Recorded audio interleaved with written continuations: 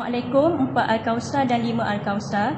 Pada video kali ini, cikgu akan membuat penerangan mengenai prinsip keabadian momentum melibatkan 3 jenis pelanggaran.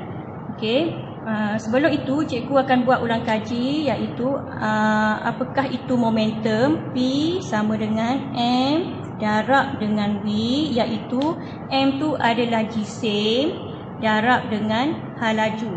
P ni mewakili momentum.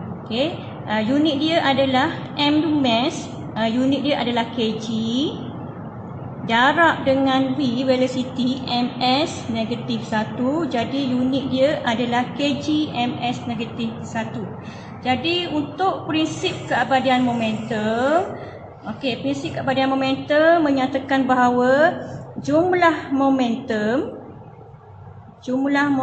awal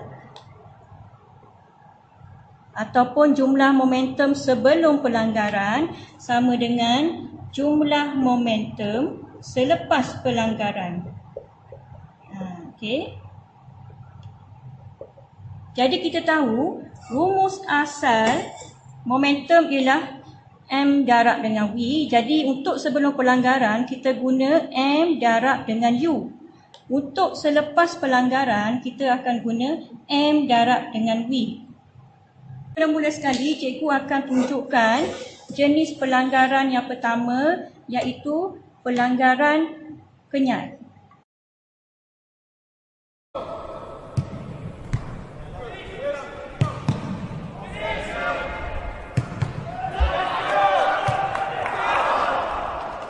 Mula-mula sekali, cikgu akan tunjukkan jenis pelanggaran yang pertama iaitu pelanggaran kenyal. Pelanggaran kenyal ni maksudnya pelanggaran yang tidak bercantum. Selepas dia berlaku pelanggaran, dia tidak akan bercantum. Contohnya macam ni. Ni satu objek, ni juga satu objek mempunyai jisim. Mempunyai jisim. Bila dia berlanggar ataupun berlaga, bila dia berlanggar, sekali lagi bila dia berlanggar, dia tidak bercantum. Dia bergerak berasingan. Contoh lain seperti satu duster ni, bila dia berlanggar, dia akan terpisah, sama ada dia berlanggar macam ni, macam tadi yang pertama, ataupun dua-dua bergerak, tapi bergerak berasingan, ataupun satu pegur, satu langgar pun berasingan. Jadi bila dia mula-mula sebelum dia berlanggar, jisim dia adalah berasingan. Jadi kita cari dulu momentum awal untuk objek pertama, objek 1. Yang ini kita juga cari momentum untuk objek yang kedua. Jadi momentum dia M1 U1. Sebab dia objek 1, kita campurkan sebab jumlah kan.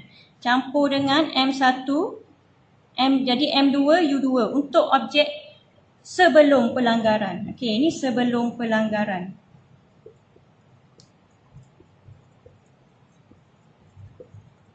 Selepas pelanggaran dia tidak bercantum.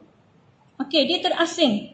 Bila terasing pun sama, ni objek 1, ni objek 2. Jadi bila dia terasing, M1 V1 tambah M2 V2. Ni selepas pelanggaran.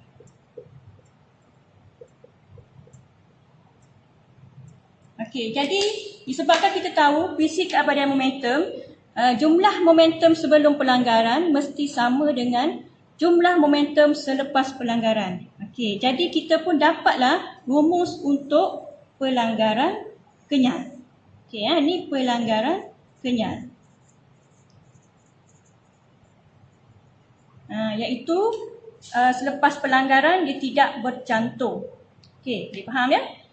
Seterusnya cikgu ajar pelanggaran tak kenyal.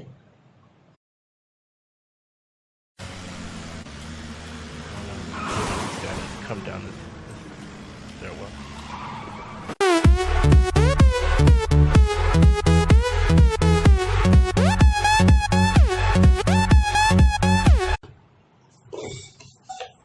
Untuk pelanggaran tak kenyal, ini objek yang pertama. Objek pertama dan objek kedua, dia bertembung ataupun sama-sama bergerak seiringan, tetapi selepas pelanggaran dia bercantum. Bergerak bersama-sama. Okey, boleh nampak? Bergerak bersama-sama. Jadi cikgu buat rumus dia daripada pelanggaran awal. Pelanggaran awal sebelum pelanggaran sebelum pelanggaran. Momentum, jumlah momentum sebelum pelanggaran. Okey, jadi M1 U1 sebab ni objek yang pertama, ini objek yang kedua, kita campur sebab cari jumlah M1 U1, M2 U2. Okey. Selepas pelanggaran dia bercantum. Dia bercantum Okey, dia berlanggar, dia bercantum. Jadi sekarang ni jisim dia sudah bercampur dua sebab dia bercantum, dia bergerak bersama-sama.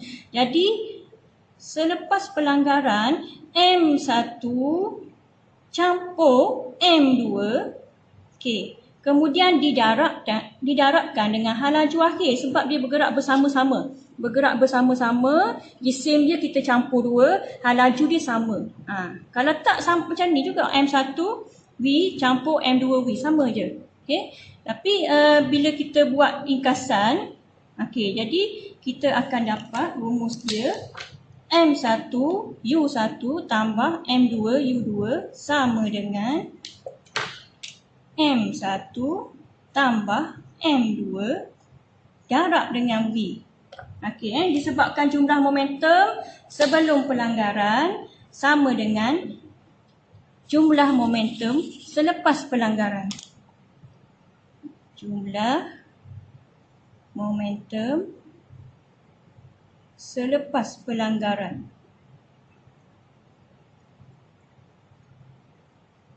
Okey, jadi kita dapat bina rumus untuk pelanggaran tak kenyal. Okey, pelanggaran tak kenyal.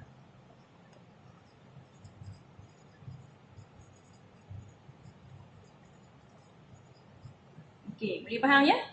Okey, yang seterusnya cikgu nak tunjuk letupan.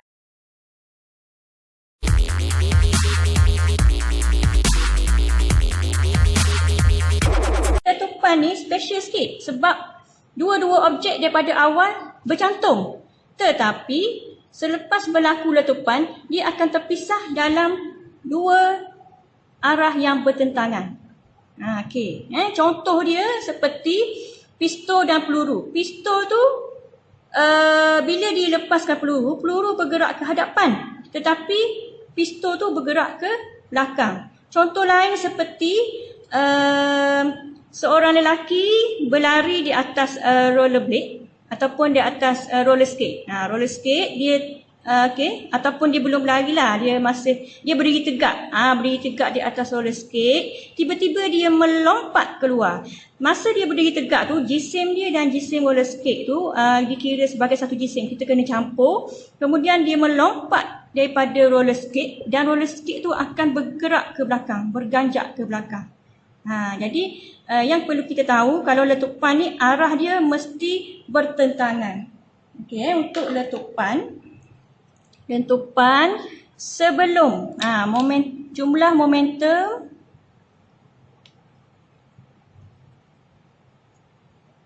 sebelum letupan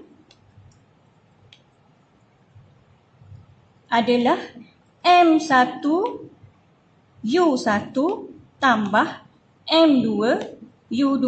Jadi kita tengok macam ni kita buat andaian ataupun memang prinsip dia kalau letupan, kedua-dua objek adalah pegun sebelum letupan. Okey, contohnya seperti sotong, dia bergerak, berada dekat dalam pegun. Jadi bila dia melepaskan dakwat dia ke belakang, dia akan dapat melonjakkan badan dia ke depan. Okey, contoh lain seperti meriam, dia tembak meriam dia ke depan, dia akan akan berganjak ke belakang sikit.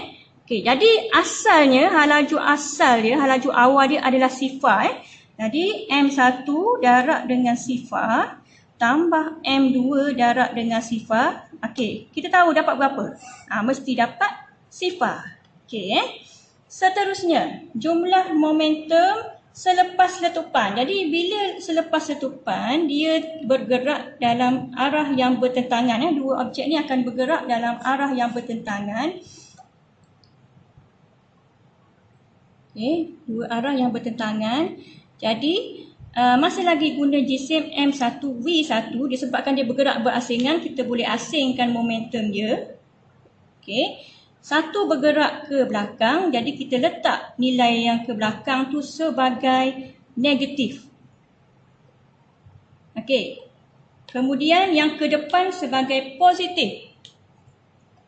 Okey, jadi kita akan dapat M tolak M1V1 tambah M2V2. Okey, jadi nilai ni kita anggap sebagai sifar. Okey, sebagai sifar. M2V2 tolak M1V1. Okey. Ya. Okey, jadi bila kita buka persamaan ni, kita akan dapat, kita ringkaskan lagi, kita akan dapat M1V1 atau sama dengan M2V2. Okey, ni untuk letupan. Anggap, cikgu harap awak boleh guna kosong sama dengan M1V1 tambah M2V2. Sifar sama dengan M1 tambah M2 dengan syarat V1 ni ataupun mana-mana kalau objek yang V1 ni bergerak ke kiri, yang ini bergerak ke kanan, jadi yang ini bernilai positif. Yang ini akan bernilai negatif, yang ini akan bernilai positif. Kalau objek ni bergerak ke kanan, yang ini bergerak ke kiri. Okey, jadi yang ini nilai hal laju dia akan jadi positif, nilai hal laju di sini akan jadi negatif. Okey. Nanti cikgu tunjuk contoh pengiraan. Jadi yang ini hanyalah cara penerbitan rumus untuk pelanggaran kenyal, pelanggaran tak kenyal dan letupan. Semoga awak boleh bezakan antara tiga jenis pelanggaran ni.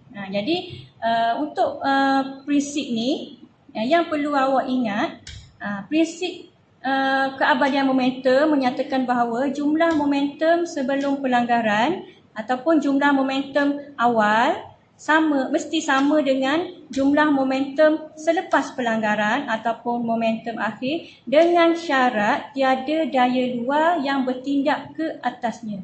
Okey, terima kasih. Semoga mendapat manfaat daripada video ini.